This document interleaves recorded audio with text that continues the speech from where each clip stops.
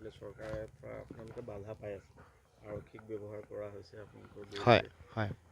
কি ক'ব আপোনাৰ মতামত যিটো মুক্ত গণতন্ত্ৰ ফ্ৰী ডেমক্ৰেচি বুলি যিটো কয় সেইটোক বাধাগ্ৰস্ত কৰিবৰ কাৰণে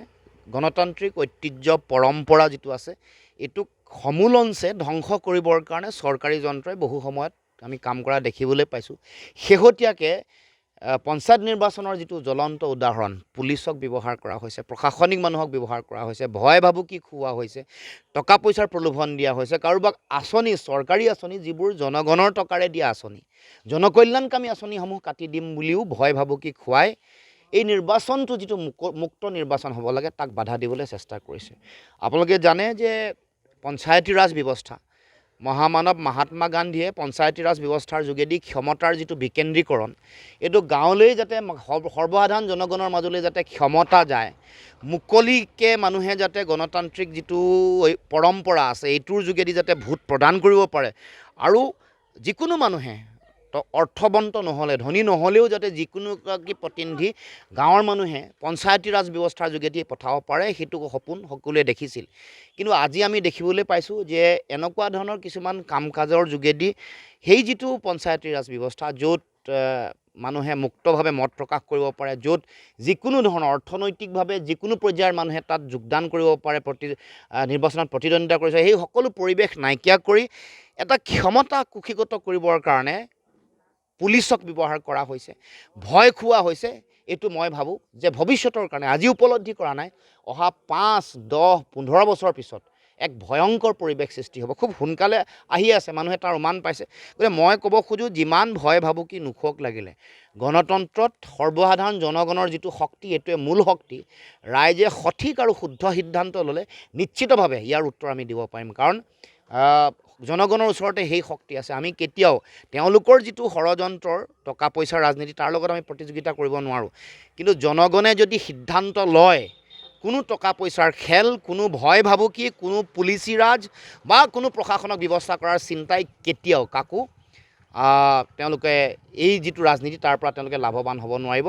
জনগণক মই আহ্বান জনাইছোঁ যাতে সকলোৱে সঠিক শুদ্ধ আৰু বিবেকী সিদ্ধান্ত, বিবেকক সুধি যাতে এটা সিদ্ধান্ত গ্ৰহণ কৰে। এই যে খোৱা বোৱা বস্তুৰ সামগ্ৰীৰ দাম বাঢ়িছে, কৰ কাটল বঢ়াইছে, মিউনিচিপালিটি অঞ্চলসমূহত municipality tax, solid waste management tax, খাজানা বাঢ়িছে, লাইটৰ বিল বাঢ়িছে, তাৰ উপৰিও এনেকুৱা পুলিচক তেওঁলোকৰ নিজৰ স্বাৰ্থত ব্যৱহাৰ কৰি সংবিধান আৰু ন্যায়পালিকাক যিটো সংকটলৈ ঠেলি দিছে তাৰ বিৰুদ্ধে ৰাইজ সজাগ আৰু সচেতন হৈ দিব লাগিছিলে চৰকাৰে পৰা আপোনালোকে বাধা পাই আছে আৰক্ষীক ব্যৱহাৰ কৰা হৈছে আপোনালোকৰ হয় বিৰুদ্ধে হয় কি ক'ব আপোনাৰ মতামত যিটো মুক্ত গণতন্ত্ৰ ফ্ৰী ডেমক্ৰেচি বুলি যিটো কয় সেইটোক বাধাগ্ৰস্ত কৰিবৰ কাৰণে গণতান্ত্ৰিক ঐতিহ্য পৰম্পৰা যিটো আছে এইটোক সমূলঞ্চে ধ্বংস কৰিবৰ কাৰণে চৰকাৰী যন্ত্ৰই বহু সময়ত আমি কাম কৰা দেখিবলৈ পাইছোঁ। শেহতীয়াকৈ পঞ্চায়ত নিৰ্বাচনৰ যিটো জ্বলন্ত উদাহৰণ পুলিচক ব্যৱহাৰ কৰা হৈছে, প্ৰশাসনিক মানুহক ব্যৱহাৰ কৰা হৈছে, ভয় ভাবুকি খুওৱা হৈছে, টকা পইচাৰ প্ৰলোভন দিয়া হৈছে, কাৰোবাক আঁচনি চৰকাৰী আঁচনি যিবোৰ জনগণৰ টকাৰে দিয়া আঁচনি জনকল্যাণকামী আঁচনিসমূহ কাটি দিম বুলিও ভয় ভাবুকি খুৱাই এই নিৰ্বাচনটো যিটো মুক্ত নিৰ্বাচন হ'ব লাগে তাক বাধা দিবলৈ চেষ্টা কৰিছে। আপোনালোকে জানে যে পঞ্চায়তী ৰাজ ব্যৱস্থা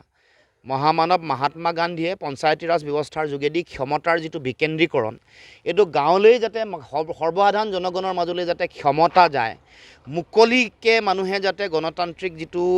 পৰম্পৰা আছে এইটোৰ যোগেদি যাতে ভোট প্ৰদান কৰিব পাৰে আৰু যিকোনো মানুহে অৰ্থৱন্ত নহ'লে ধনী নহ'লেও যাতে যিকোনো এগৰাকী প্ৰতিনিধি গাঁৱৰ মানুহে পঞ্চায়তী ৰাজ ব্যৱস্থাৰ যোগেদি পঠাব পাৰে সেইটো সপোন সকলোৱে দেখিছিল। কিন্তু আজি আমি দেখিবলৈ পাইছোঁ যে এনেকুৱা ধৰণৰ কিছুমান কাম কাজৰ যোগেদি সেই যিটো পঞ্চায়তী ৰাজ ব্যৱস্থা য'ত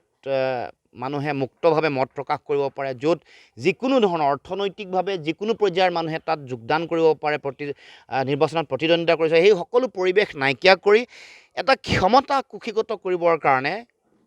পুলিচক ব্যৱহাৰ কৰা হৈছে, ভয় খুওৱা হৈছে। এইটো মই ভাবোঁ যে ভৱিষ্যতৰ কাৰণে আজি উপলব্ধি কৰা নাই, অহা 5, 10, 15 বছৰৰ পিছত এক ভয়ংকৰ পৰিৱেশ সৃষ্টি হ'ব। খুব সোনকালে আহি আছে, মানুহে তাৰ উমান পাইছে। গতিকে মই ক'ব খোজোঁ যিমান ভয় ভাবুকি নোখোৱক লাগিলে গণতন্ত্ৰত সৰ্বসাধাৰণ জনগণৰ যিটো শক্তি এইটোৱে মূল শক্তি।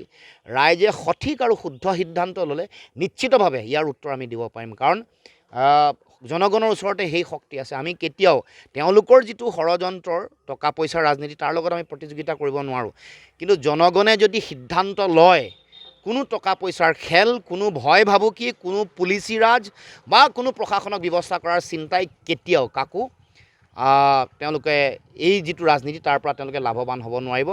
জনগণক মই আহ্বান জনাইছোঁ যাতে সকলোৱে সঠিক শুদ্ধ আৰু বিবেকী সিদ্ধান্ত, বিবেকক সুধি যাতে এটা সিদ্ধান্ত গ্ৰহণ কৰে। এই যে খোৱা বোৱা বস্তুৰ সামগ্ৰীৰ দাম বাঢ়িছে, কৰ কাটল বঢ়াইছে, মিউনিচিপালিটি অঞ্চলসমূহত municipality tax, solid waste management tax,